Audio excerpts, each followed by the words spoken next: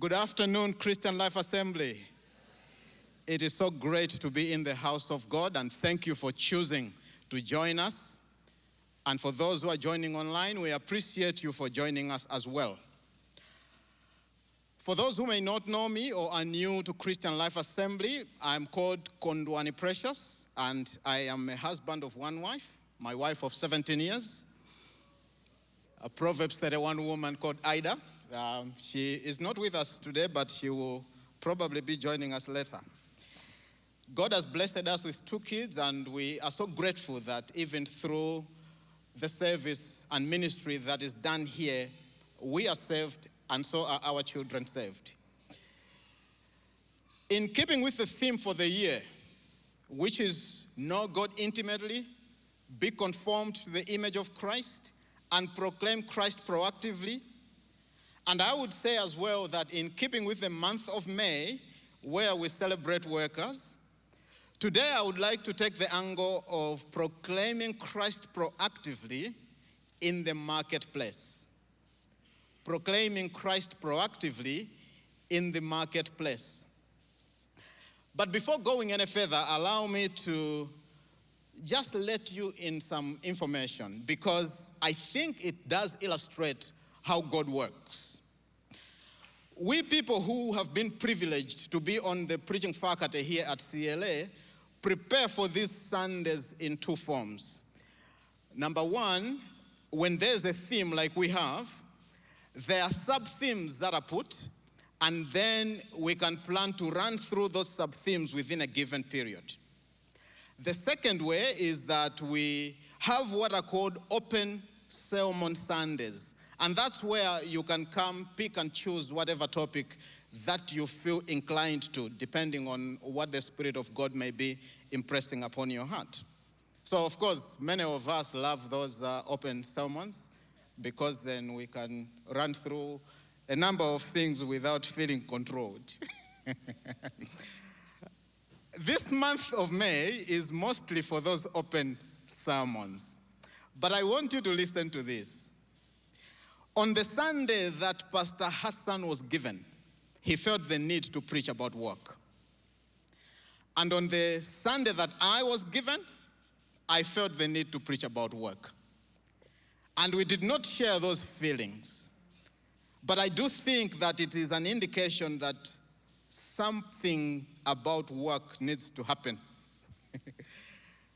Some of you may call that a coincidence, but some of us call that a God incident, because definitely it is an indication that someone in this auditorium or someone online needs to hear about work and hopefully change their perspective on it. So I hope we'll be together as we run through this. And what is more beautiful is that if you remember last Sunday, Pastor Hassan gave a broad overview of the purposes of work. And he spoke about necessity, he spoke about identity, he spoke about maturity, and he did speak about generosity. Yet for me, in my preparation, again, without sharing ideas, I was inclined to speak about specific aspects within the work setting by looking at some Bible characters that demonstrate how you and I can function when we are in the work setting. And I think that is just beautiful. At this point, I think it's also important for me to encourage you to buy Pastor Hassan's book. It is a brilliant read. If you have not yet gotten a copy, get yours. I got mine last week and I have enjoyed it. Now, if you cannot buy that book for any other reason, I'll give you a reason why you should. On your library, maybe for the first time in a long time, you will have a book whose author you know and you have met and you have shaken his hand. And then you can tell people, I know the dude who wrote that book. It is a good feeling. I can tell you that. Proclaiming Christ proactively in the marketplace. So the marketplace is a world of trade or economic activity. The everyday world that allows you and me to earn a living. This can be employed work, whether at a company or an organization. It can be in the civil service or at a church like this one. It can also be housework in somebody's home. If you are in any of those places, you are employed and you're a worker. It also can be in a business that you are running. Maybe you own it or you co-own it with someone. It may be trading commodities or trading ideas, work. So you may be seated here or you may be following online and you are looking for a job, or you are an intern, or you currently have a job that you're on, or you may be a partner in a business, or you are running your own business. I believe that every one of us will be able to pick a thing or two from my sharing this afternoon. And I pray that God speaks to you at your point of need. Saint Benedict, who was a religious reformer in the 400s and 500 ADs, had a motto, which in Italian, and now here I have to be very careful because I'm not a linguist like Pastor Amos. So these other languages may be a complication for me, but let me try. In Italian, it says laborare est orare, meaning that to work is to pray. He said that work is best when balanced with prayer, and that labor itself is sacred. And I think Pastor Hassan touched on it on this last week. And I think it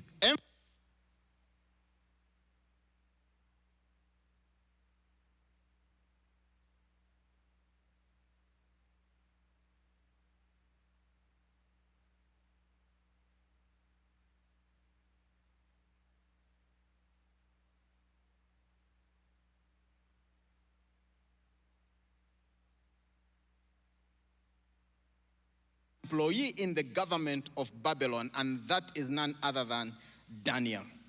We will read Daniel 6, verse 1 to 5, and I'll be reading from the New International Version. Daniel chapter 6, verse 1 to 5. It pleased Darius to appoint 120 satraps to rule throughout the kingdom, with 3 administrators over them, one of whom was Daniel. The satraps were made accountable to them so that the king might not suffer loss. Now Daniel so distinguished himself among the administrators and the satraps by his exceptional qualities that the king planned to set him over the whole kingdom. At this, the administrators and the satraps tried to find grounds for charges against Daniel in his conduct of government affairs, but they were unable to do so. They could find no corruption in him because he was trustworthy and neither corrupt nor negligent. Finally, these men said, "We will never find any basis for charges against this man Daniel unless it has something to do with the law of his God." Let me provide you a bit of a background. Daniel came to Babylon as a slave. Daniel came to Babylon as a slave. I want you to keep that in mind because we will keep coming back to it. The opening verses of Daniel give the historical setting, which includes the first siege and capture of Jerusalem by the Babylonians. According to Daniel 1, this occurred in the 3rd year of the reign of Jehoiakim the king. And this was around 605 BC. The capture of Jerusalem and the first deportation of Jews from Jerusalem to Babylon, including Daniel and a lot of his companions, were the fulfillment of many warnings from the prophets who had said of Israel's coming disaster because of the nation's sin against God. So the book of Daniel sets the tone as essentially the history of Daniel and his experiences. Daniel, as we said earlier, is in the main brought to us as a government employee, and he faithfully records God's dealings with him in that regard. With the possible exceptions of Moses and Solomon, Daniel was the most learned man in the Old Testament, and he was the most thoroughly trained for his important role in history, but also his important role in literature. Now, the verses we have read say that there were 120 satraps. These are provincial governors. Satraps means governors. And I think it's also relevant for our context here because we do have governors. So think about these people like that. Above these were appointed 3 administrators, of which Daniel was one of them. So ideally, the administrators would play a supervisory role to the governors. And Daniel, who I said earlier was a slave in this land, had that privilege of providing supervision to a team of 120 governors. So let's look quickly at what happens. In verse 3, Daniel so distinguished himself among the administrators and the satraps by his exceptional qualities that the king planned to set him over the whole kingdom. Now, for him to become a governor, he had done well in his job. And then he gets promoted to the role of administrator as a result of his faithfulness and diligence in the work he did. And he continues to distinguish himself, and the king looks at him and is like, this guy must be promoted above the fellow administrators. So what this typically means is that he could either have become a senior administrator, since he would be above the fellow administrators, yet below the king, because the king could not make him king. And I would think that based on our context today, he probably would be considered vice president or prime minister. And that is where trouble began. Remember, this guy was a slave. Verse 4 says, at this, the administrators and the satraps tried to find grounds for charges against Daniel in his conduct of government affairs, but they were unable to do so. Now, let me try to paint a picture for you of what I think is going on here. I do believe that we'll be able to project the slide that has a man with a magnifying glass. There are 122 people, because 120 of them are governors and 2 of them are administrators who have not been promoted, who are not being considered for the promotion. Now consider yourself in your work setting with 122 people who have decided to scrutinize your life in terms of how you conduct your business in the place that you currently work. If all of them had 2 sets of eyes, you're talking of 244 eyes looking at you every day, every hour, every minute, at every opportunity. And their goal is to find something that you will do wrong so that they can either get you fired or get you demoted. In a typical work setting, probably some of the things that they would be looking at would be, do you come to work on time? Do you write all your reports? Do you submit all those reports on time? Are you absent to any meetings that require your participation? If it is in a business setting, are you handling customers with respect? Etc., etc. Those would be some of the things. And after doing such scrutiny for some time, they come to the most amazing conclusion. In verse 4, they could find no corruption in him because he was trustworthy, and neither corrupt nor negligent. Finally, these men said, we will never find any basis for charges against this man Daniel unless it has something to do with the law of his God. Showing us that even in his dedication to God in this foreign land as a slave, Daniel was also diligent. And that is what I would call proclaiming Christ proactively in the marketplace.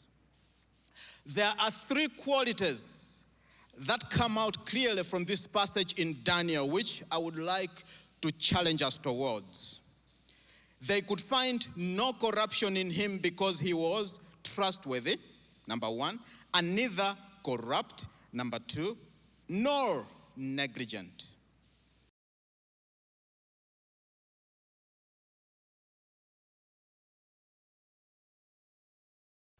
In the simplest of terms, the ability to be relied upon. That is trustworthiness. Reliable people do what they said they would do when they said they would do it. When you have been sent on an assignment in your work setting, your supervisor, your team members, and your workmates should rest assured that you would deliver the goods. That is trustworthiness.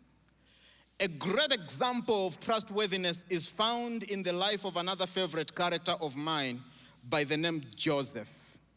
And to see something from him, let us read Genesis 39. We'll read from verse 4 to 6. Genesis 39, verse 4 to 6, and I will read from the New International Version. Joseph found favor in his eyes and became his attendant. Potiphar put him in charge of his household, and he entrusted to his care everything he owned. From the time he put him in charge of his household and of all that he owned, the Lord blessed the household of the Egyptian because of Joseph. The blessing of the Lord was on everything Potiphar had, both in the house and in the field. So Potiphar left everything he had in Joseph's care.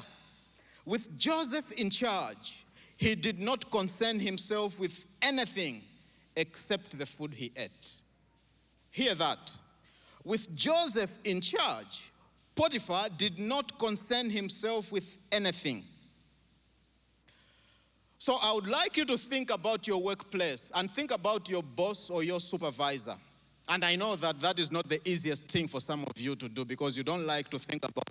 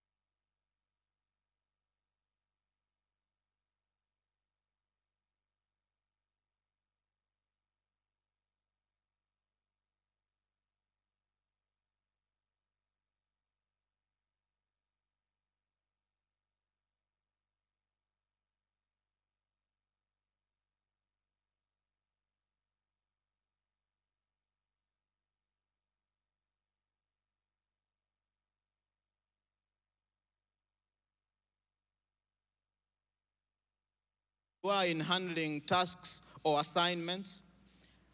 That is not good Christian witness.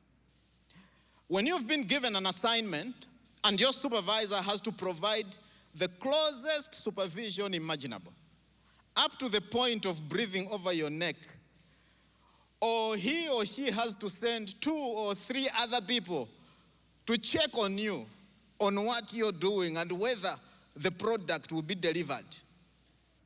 Maybe because you are fond of dropping the ball, or because you are fond of messing up, or because you carelessly handle assignments. I would like to challenge you to challenge yourself, to pull up your socks, so that you can become a trustworthy person to the level that your supervisor will not be concerned about anything that is under your care. I think that's what Joseph was doing, and I think that's what Daniel was like. You see, in the marketplace, whether you like it or not, whether you agree with me or not, the fact is, your boss or your supervisor needs to feel that with you in charge, they are covered. Let's look at Daniel 6, verse 2, because I think it says something that is quite amazing and good for us to challenge ourselves towards. It says that the satraps were made accountable to them so that the king might not suffer loss. Now, if your king is suffering loss, your days on that job may be numbered. I'm not scaring you, I'm just stating a fact. Performance appraisal comes, right? Proclaiming Christ proactively in the marketplace requires us to be trustworthy. Quality number 2, not corrupt. They could find no corruption in him because he was trustworthy and neither corrupt. So what is corruption? Corruption is defined broadly as dishonest or fraudulent conduct by those in power. Now, do not be mistaken, because when we say dishonest or fraudulent conduct by those in power, many of you think, oh yes, we know them, the politicians. We know them, the government employees, oh, those other leaders. And we find it easy to pick faults in others around us, forgetting our own. But let me tell you, in any role that you have and in any responsibility you may have, you have the capacity to be corrupt. A while back, a friend of mine sent something which he called an integrity test. I'm pretty sure that some of you may have received it or maybe seen it because it made quite a bit of rounds on social media. Some of the statements in that integrity test went like this, and I want you to listen to them. If you usually put more sugar in your tea when at a hotel or at somebody's home, more than you do at your own home, you are likely to be corrupt. If you use more tissue in a public washroom than you do at home, you are a potential thief if given the opportunity. If you serve yourself more food than you can finish, not minding whether it will go round just because someone else is footing the bill, you are greedy and will steal if an opportunity presents itself. Any people who drive in the room? Listen to the last one. If you usually jump queues, you have the potential of abusing office if a powerful position is given to you. Now, I know that some of these may be too much of a stretch, but the principle here is if you are not faithful in little things, you cannot be trusted with big things. Someone has said that the sin we don't like is the sin that we don't commit, but the sin that other people commit, because then we can easily magnify it. Jesus said somewhere, admonishing his disciples to first care about the log in their own eye before they look for a speck in their friend's eye. And I think it is because when it is somebody doing something wrong, it is easy for us to magnify those. And I think corruption is one of the things that many of us look at in that regard. In many ways, this speaks more to you as an employee or worker of how you manage your employers or your companies or your organization's resources, beginning with time, which I think is the basic resource that we can have and the one that we are entrusted with. What are you using your employer's time for? How are you using other resources like stationery, maybe vehicles, or any equipment that may be put under your care? I find the life of Daniel to be a great example for us to follow. Quite a great example for us to follow.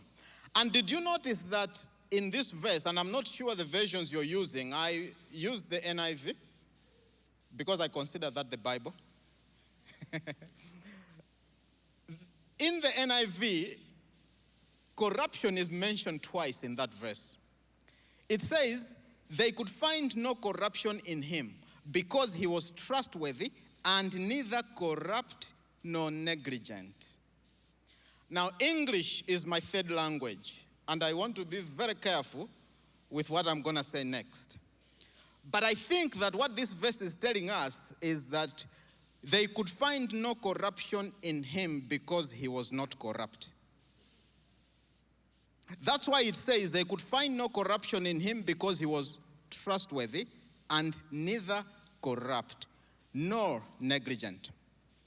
And I do think that corruption is mentioned twice because it is easy for corruption to become a root sin that can easily breed untrustworthiness, and it can easily breed negligence, which will be the third quality that we will be looking at. Proclaiming Christ proactively in the workplace requires that you are corruption-free. I would like to transition now to the third and last point by looking at the third quality, which is used to describe the man Daniel. They could find no corruption in him because he was trustworthy and neither corrupt nor negligent. So let us look and talk about not being negligent. Negligence is defined as failure to take proper care over something. Lack of proper care and attention, disregard for duty, non-performance of duty, non-fulfillment of duty, and sometimes it can cause damage. If you are required to sign or approve some forms, but you let them lie on your desk or in your entry for a long time for no apparent reason, that is negligence.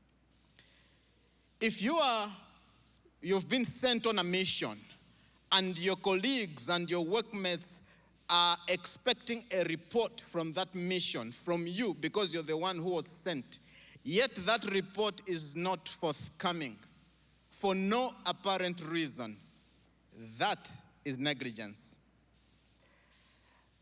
Earlier on, when we looked at Joseph in Potiphar's house and how he was left in charge of everything to the point of Potiphar not concerning himself with anything, I find that Joseph never looked down on or underrated any role or responsibility that he was in. Whether in prison, he remained faithful and diligent. In Potiphar's house, he remained faithful and diligent. And when he became responsible for all that food that Egypt had during that great famine, as Minister of Agriculture and Food Security in Egypt, he remained faithful and diligent. And I want you to remember that these characters we are looking at, Joseph and Daniel, were not particularly serving masters who were God-fearing. Their masters were the pagans of that day. Yet these two faithful servants served them diligently and faithfully. Now, you may be seated here or you may be following online and you've been busy the past few months or years praying your boss out because you don't like them. Maybe instead of praying them out, just do what you have to do diligently with the trustworthiness expected and don't be negligent. Maybe things could change. And don't underrate any job or any responsibility you may be given. The Bible says in Ecclesiastes 9 verse 10 that whatever your hand finds to do, do it with all your might. Do it with all your might. Because in the realm of the dead, where you and I are heading towards, there is neither working, nor planning, nor knowledge, nor wisdom. So work is for us who are living today. And as we live, we have to do it well because the next life will not give us that chance or opportunity. So let's do our best. I would like to illustrate this point by sharing with you a story which has become known as the parable of the oranges. And I would like you to listen and think about what you would do and consider what you can do differently in your own work setting. I'll just read through it, and I'm requesting you to follow through, and this will be the final point that I would like to bring across. There was a young man who had ambitions to work for a company because it paid very well and was very prestigious. He prepared his CV and had several interviews. Eventually, he was given an entry-level position. Then Then he turned his ambition to his next goal, a supervisory position that would afford him even greater prestige and more pay. He completed the tasks he was given. He even came in early sometimes and stayed late so the boss would see him putting long hours. After 5 years of work, a supervisory position became available. But to the young man's great dismay, another employee who had only worked for the company for 6 months was given the promotion. The young man was very angry, and he went to his boss and demanded an explanation. Sounds like a millennial. The wise boss said, "Before I answer your questions, would you do a favor for me?" "Yes, sure," said the employee. "Would you go to the store and buy some oranges? My wife needs them." The young man agreed and went to the store. When he returned, the boss asked, "What kind of oranges did you buy?"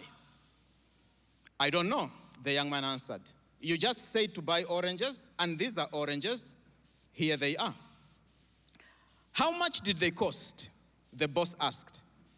"Well, I'm not sure," was his reply. "You gave me $30. Here is your receipt, and here is your change." "Thank you," the boss said. "Now please have a seat and pay careful attention." Then the boss called in the employee who had received the promotion and asked him to do the same job. He readily agreed and went to the store. When he returned, the boss asked, "What kind of oranges did you buy?" "Well," he replied, "the store had many varieties. There were navel oranges, Valencia oranges, blood oranges, tangerines, and many others. I did not know which kind to buy, but I remembered you had said your wife needed them, so I called her. She said she was having a party and that she was going to make orange juice. So I asked the shop owner which of the oranges would make the best orange juice. He said the Valencia orange was full of sweet juice, so that's what I bought. I dropped them by your home on my way back to the office. Your wife was very pleased." "How much did they cost?" the boss asked. "Well, that was another problem.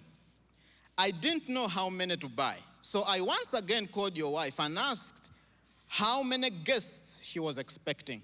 She said 20. I asked the shop owner how many oranges would be needed to make juice for 20 people, and it was a lot. So I asked if I could be given a quantity discount, and he gave me. The oranges normally cost 75 cents each, but I paid only 50 cents. Here is your change and the receipt." The boss smiled and said, "Thank you. You may go." Then he looked over to the young man who had been watching. The young man stood up, slumped his shoulders, and said, "I see what you mean." Now, this second young man shows us the opposite of negligence. It is called conscientiousness or diligence. It is attention to duty. Some people call it making sure that every I is dotted and every T is crossed. And that is what Daniel was, because he was not a negligent man. And that is what you and I are called to strive to become. Proclaiming Christ proactively in the marketplace calls us to trustworthiness, not being corrupt, and not being negligent. Take these things to heart, and you will be a great employee and enjoy the blessing of work. God bless you.